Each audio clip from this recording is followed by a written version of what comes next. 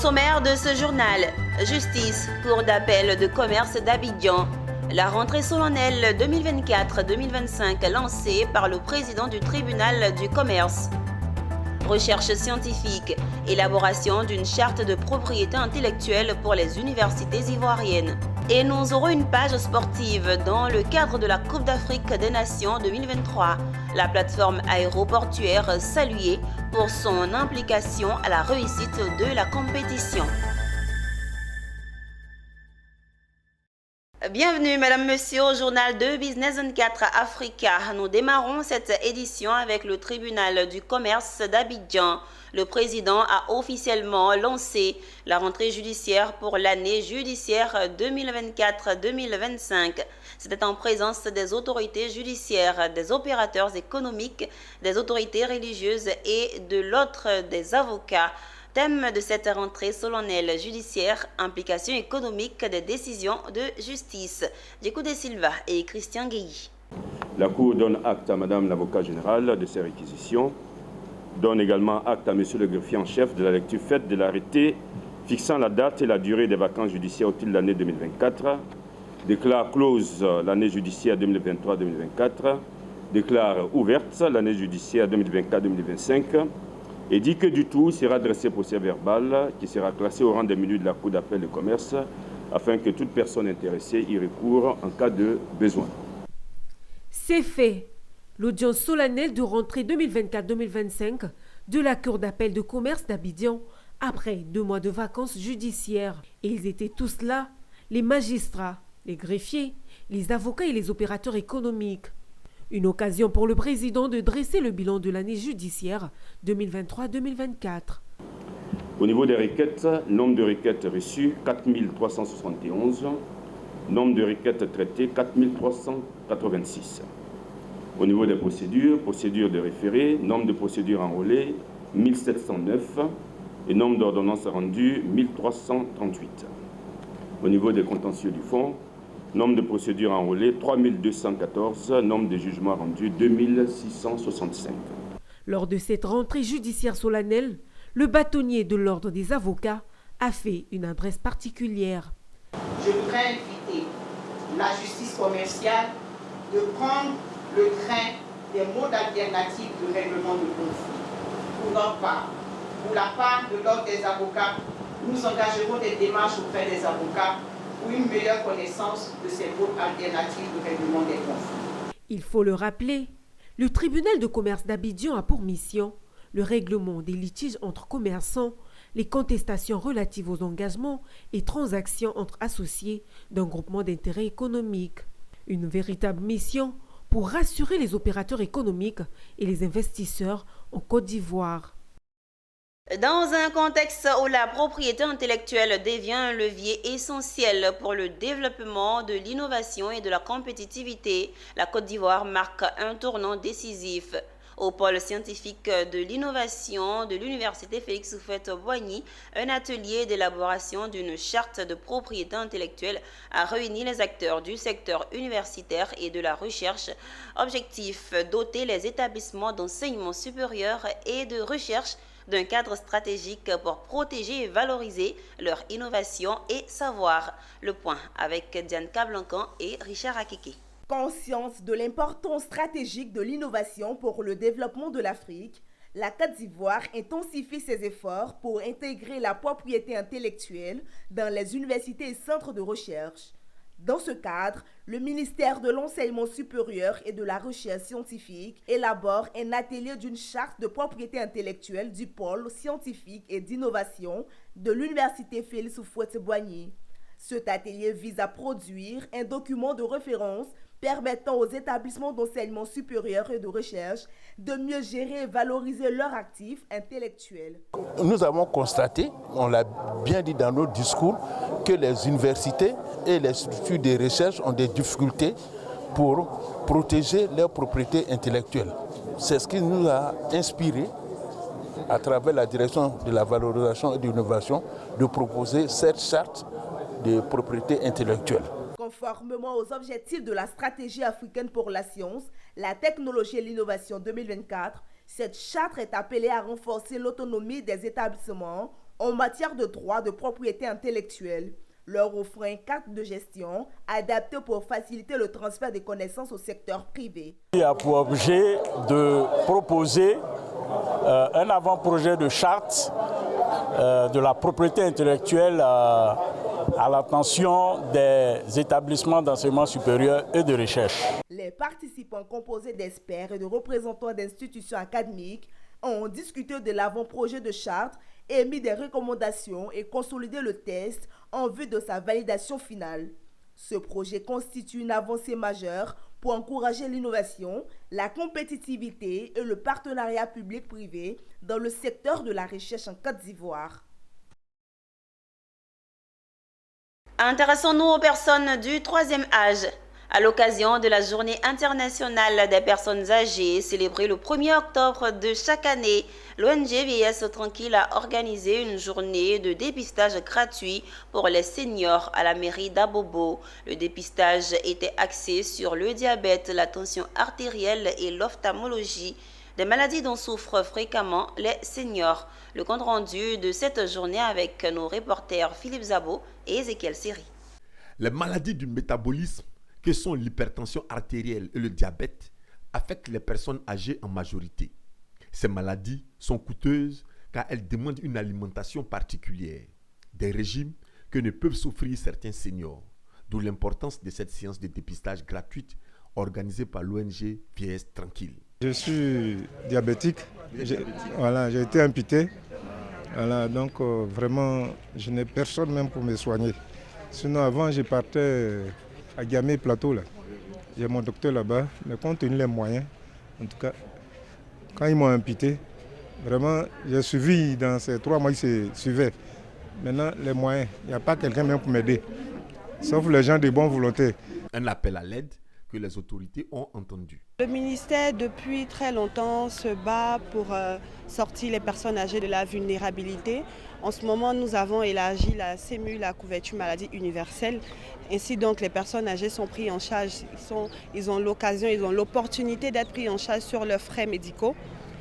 Nous devons comprendre que le niveau de développement que nous avons atteint à ce jour est l'œuvre de personnes qui ont été les acteurs de ce développement et qui aujourd'hui sont appelées personnes du troisième âge.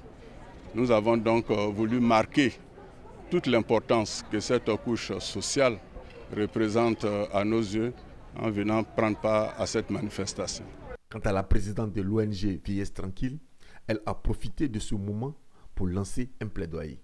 Notre doléance vraiment à Madame le maire, à notre ministère de tutelle, à tous les ministères qui peuvent nous aider également, au président, pourquoi pas, de la République, son Excellence M. Ouattara, de l'ouverture d'un centre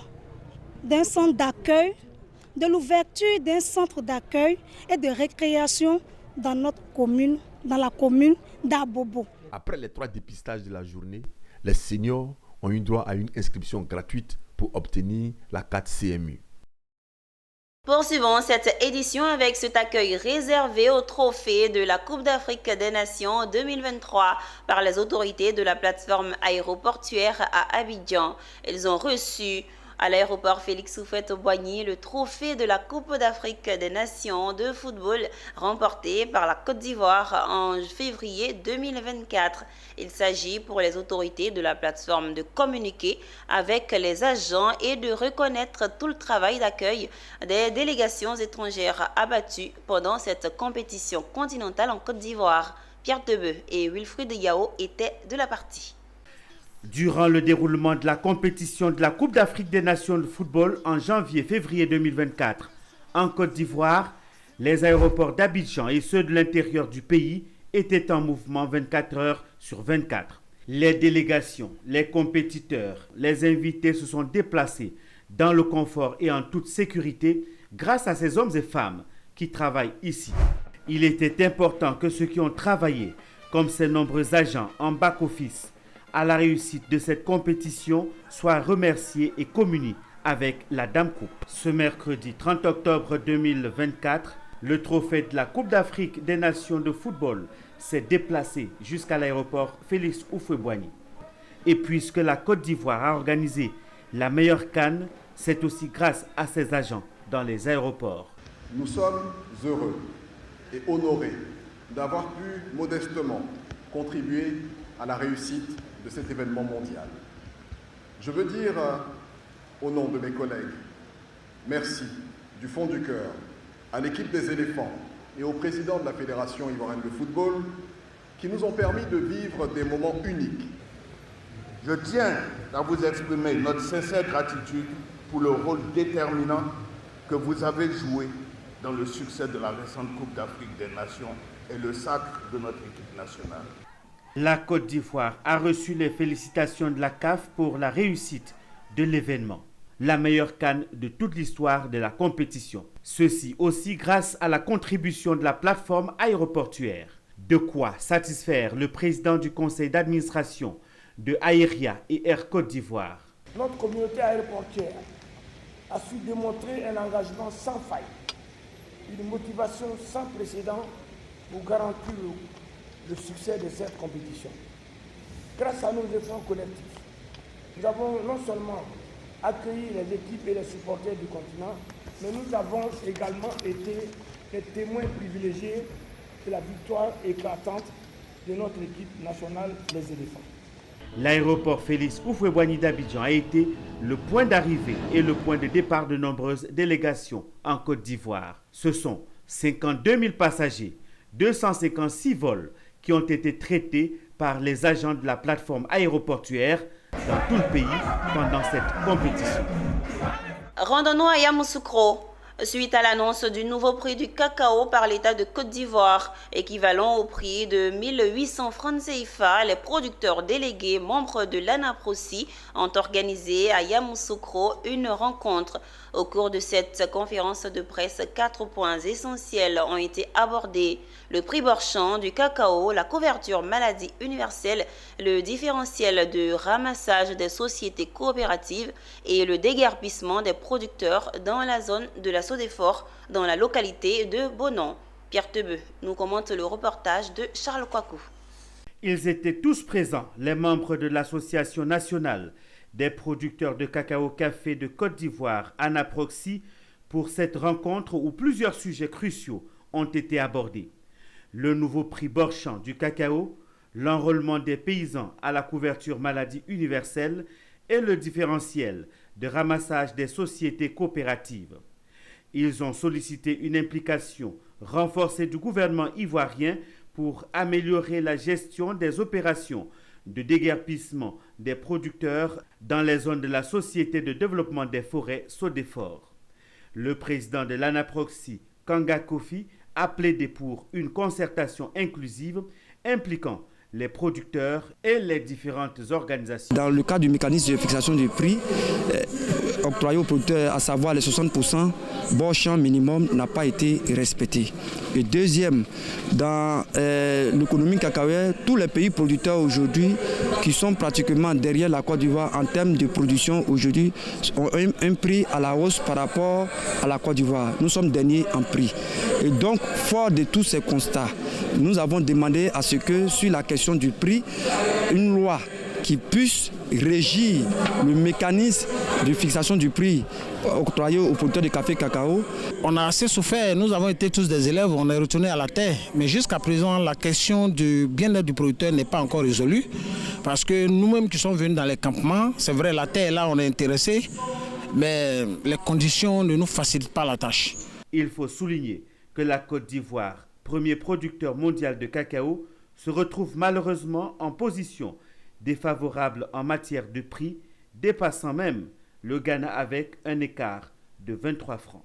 À Boaké, dans la dynamique de développement des régions, le comité de concertation État-secteur privé maintient le dialogue avec les opérateurs économiques locaux. Le secrétariat exécutif du CCSP a échangé avec les différents acteurs publics privés afin de recueillir les préoccupations des opérateurs et apporter en interne les réponses nécessaires à l'amélioration des rapports entre l'État et le secteur privé. Emmanuel Bonzo, notre correspondant, a pris part à cette session d'échange. Suivant le point de la rencontre. Au centre de ces échanges statutaires, il a été beaucoup évoqué les préoccupations portant sur les rapports entre l'administration fiscale locale et les opérateurs économiques. En substance, il ressort quelques incompréhensions sur lesquelles le comité de concertation État-secteur privé se fait fort dans la discussion de lever les points de blocage en facilitant les relations entre les acteurs. C'est toujours des problèmes de fiscalité parce qu'ils ne comprennent pas toujours la régularité, le fondement des impôts à payer. Donc il y a beaucoup d'accompagnement, il y a beaucoup de pédagogie à faire. Et c'est vraiment ça les problèmes que nous avons. Nous faisons beaucoup d'accompagnement, beaucoup de sensibilisation. Et vraiment, je tiens encore à remercier les administrations qui acceptent d'aller dans ce sens-là, de la concertation. De leur côté, les acteurs du secteur privé local estiment satisfaisant les relations avec l'administration publique. Ils relèvent néanmoins quelques dissensions sur quelques sujets, tout en espérant des réponses en fonction des spécificités des activités des opérateurs économiques. Nous avons des préoccupations avec les impôts et que nous posons, et nous avons des préoccupations avec la mairie que nous posons, et nous avons des préoccupations aussi avec le ministère du Commerce, et tout ceci nous permet de trouver des réponses. Les entreprises et les opérateurs n'ont pas forcément l'information quand l'administration prend des dispositions. Donc la première solution que nous proposons, c'est déjà d'informer. Ce type de rencontre, dont c'est la deuxième session de l'année à Boaké, avec le comité local de concertation État-secteur privé, permet au secrétariat exécutif du CCESP d'avoir une idée des progrès réalisés et surtout persévérer dans la dynamique de valorisation des outils de dialogue public-privé en région en vue d'améliorer de façon durable l'environnement des affaires dans notre pays. Direction Bondoukou.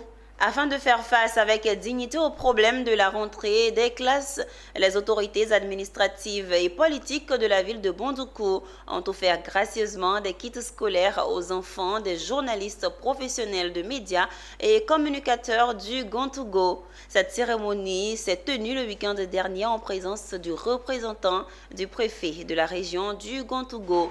Anissé Kouadio, notre correspondant, lui-même membre de l'Union des journalistes professionnels de médias et communicateur du Gontougo, était témoin pour nous. Voici son récit.